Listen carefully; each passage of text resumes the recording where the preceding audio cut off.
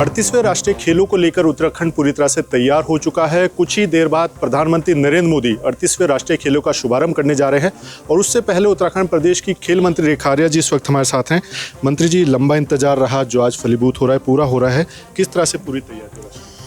देखिए, राष्ट्रीय खेलों की तैयारियों को लेकर हम लोग लगातार माननीय मुख्यमंत्री धामी जी के नेतृत्व में हम लोग लगातार तैयारियां कर रहे थे और उनके मार्गदर्शन में लगातार हमारी ये कोशिश थी कि जो भारतीय ओलंपिक संघ द्वारा निर्धारित हमारे जो 36 गेम हैं, पूर्व में 36 थे तो 36 के 36 गेम हम अपने उत्तराखंड में करा सकें, तो उसकी अवस्थापनाएँ हम लोगों ने सब पूरी तरीके से डेवलप कर दी। और आज ये कहते हुए बेहद प्रसन्नता होती है कि अपना राज्य जो है देश का पहला ऐसा राज्य बनेगा जहाँ भारतीय ओलंपिक संघ द्वारा निर्धारित सभी गेमों को अपने उत्तराखंड में, अपने इंफ्रास्ट्रक्चर में कराने में उत्तराखंड आत्मनिर्भर हो चुका है। तो ये अपने आप में हम सबके लिए गौरवान्वित करने वाला विषय है। और ये अवस्थापना केवल मैदानी जनपदों में नहीं है, ये अवस्थापना हमारे पहाड़ के जनपदों में भी है, मैदानी जनपदों में भी है, जिससे ये बताता है कि हमने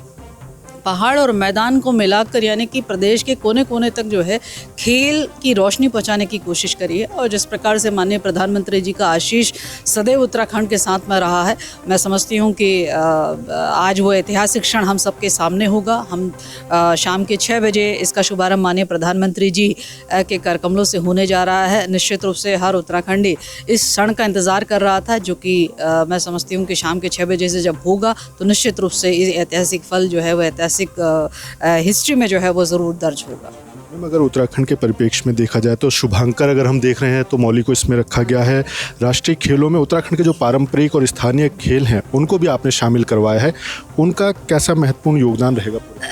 देखिए, हमारे जो पारंपरिक खेल हैं जिसमें हमारा मलखम है, जिसमें हमारा योगासना है, जिसकी जननी जो है देवभूमि है, जिसकी जननी जो है हमारी ये खेल भूमि उत्तराखंड है, निश्चित रूप से इन दोनों गेम को डेमोन्स्ट्रेशन गेम्स से लेकर जब हम उसे मेन गेम में, मेन कोर गेम्स में लेकर आए तो यही अपेक्षा और उसके साथ में कि एक तो इस पारंपरिक खेल को उचित सम्मान मिल जाए, दूसरा पारंपरिक खेल लगातार करने वाले हमारे जो खिलाड़ीगण हैं उनका भी अच्छा मनोबल बने और वे भी उत्तराखंड के हित में जो है बेहतरीन प्रदर्शन करते हुए उत्तराखंड को मेडल दिलाए। इसी अपेक्षा के साथ में हम लोग इतना आगे बढ़े हैं, माननीय मुख्यमंत्री जी ने इसको इतना आगे तक पहुंचाने का काम किया है। और इसके साथ साथ हमारे जो अन्य खेल भी हैं, शेष अन्य खेल जो हमारे 33 अन्य खेल हैं, वो सभी खेल भी अपने उत्तराखंड में पूरे अपने इंफ्रास्ट्रक्चर के साथ में हम लोग लगातार यहीं पे हम लोग करवा रहे हैं, जो कि मैं समझती हूँ कि अब तक के राष्ट्रीय खेलों के इतिहास में कह सकती हूँ कि उत्तराखंड पहला ऐसा प्रदेश होगा। तो इसलिए आयोजन के मामले से कह लीजिए या इवेंट कराने के मामले से कह लीजिए, सारी व्यवस्थाएं माननीय प्रधानमंत्री जी के मार्गदर्शन में बहुत दुरुस्त हैं। निश्चित रूप से हमारे देश के खिलाड़ी, हमारे उत्तराखंड के खिलाड़ी एक अद्भुत अनुभूति का एहसास करेंगे। अभी तक उत्तराखंड की पहचान देश में देवभूमि, योग भूमि और अब खेल भूमि के तौर पर होने जा रही हैं। कितना महत्वपूर्ण है, कितना इम्पोर्टेंट इसको मान? देखिए, मैं समझती हूँ कि माननीय प्रधानमंत्री जी ने कहा था कि 21वीं सदी का तीसरा दशक जो है वो उत्तराखंड का दशक होगा और उनके कथनों को जो है आज हम सत्यता की ओर जो है अब हम प्रतिदिन आगे बढ़ते हुए देख रहे हैं। उत्तराखंड ने जब जब समय आया है ऐसे अवसरों पर अपनी पहचान सिद्ध करी है कि हमारे अंदर एक अपार क्षमता है। जहाँ G20 यहाँ पर हुआ है, इन्वेस्टर समिट यहाँ पर हुआ है, उसी क्रम को आगे बढ़ाते हुए अपने इस 25वें वर्ष यानी कि रजत जयंती वर्ष में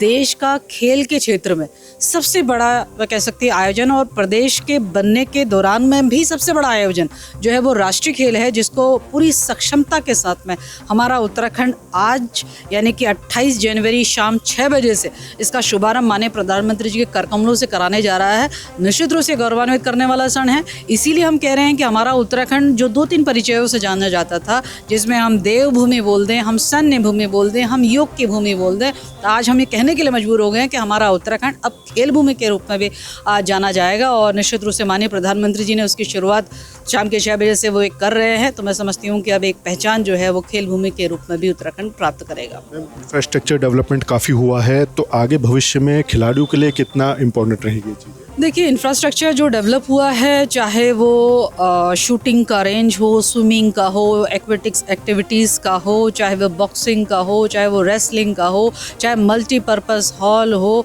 चाहे वो हॉर्स राइडिंग का हो, या चाहे वो फुटबॉल का हो, चाहे वो क्रिकेट का हो, सभी खेल के लिए जो इंफ्रास्ट्रक्चर हम लोगों ने तैयार कर दिया है वो इसी उद्देश्य के साथ किया है कि जहाँ राष्ट्रीय खेलों का आयोजन हम यहाँ पे कर रहे हैं, ये खिलाड़ियों को समर्पित कर दिया गया है, आगे भी खिलाड़ियों के लिए बना रहेगा। इसके साथ साथ मैं कह सकती हूँ कि हो सकता है आने वाले भविष्य में 2025 में उत्तराखंड में राष्ट्रीय खेल हो रहे हैं, अगले वर्ष किसी अन्य राज्य में होंगे, तो मैं एक गर्व के साथ कह सकती हूँ कि ऐसा क्षण आ सकता है कि उस राज्य में भी होने वाले राष्ट्रीय खेलों का कुछ ना कुछ इवेंट उत्तराखंड को प्राप्त होंगे। इस ओर भी हम अग्रसर है। मैं इतना ज़्यादा आशावान हूँ अपने यहाँ के इंफ्रास्ट्रक्चर को देखते हुए कि आने वाले 2036 में जब हमारा देश ओलंपिक का मेजबान बनेगा, तो मुझे पूरी उम्मीद है कि यहाँ ओलंपिक स्तर का इंफ्रास्ट्रक्चर हमने जो डेवलप किया है, तो यहाँ पे ओलंपिक इवेंट्स भी हमारे देवू में देखने को मिल सकते हैं। तो इसलिए इसकी लेगेसी प्लान जो है वो हम लोगों ने पूरी तरीके से मन विचार और हमारे मंथन और हमारे क्रियान्वयन में जो है वो बनी हुई है। आप निश्चिंत रहिए, ये जो संपदा डेवलप की गई है वो खिलाड़ियों के लिए की गई है, ताकि उत्तराखंड के खिलाड़ी आगे चल के, चाहे वो राष्ट्रीय स्तर पर हो, अंतर्राष्ट्रीय स्तर पर हो या ओलंपिक स्तर पर, उत्तराखंड का नाम रोशन कर सकें। उत्तराखंड में 38वें राष्ट्रीय खेलों का शुभारंभ आज से होने जा रहा है और खेल मंत्री रेखा आर्या जी ने अपनी तैयारी स्पष्ट कर दी है कि आने वाले समय में राष्ट्रीय खेल तो 2025 में आयोजित हो रहे हैं, लेकिन भविष्य में जो भी बड़े आयोजन देश में होते हैं या अन्य प्रदेशों में होते हैं, तो उनका कोई ना कोई आयोजन स्थल उत्तराखंड में भी पक्का रहने वाला है। अपने सहयोगी रूपेश नेगी के साथ अजीत काम्बोज, देहरादून।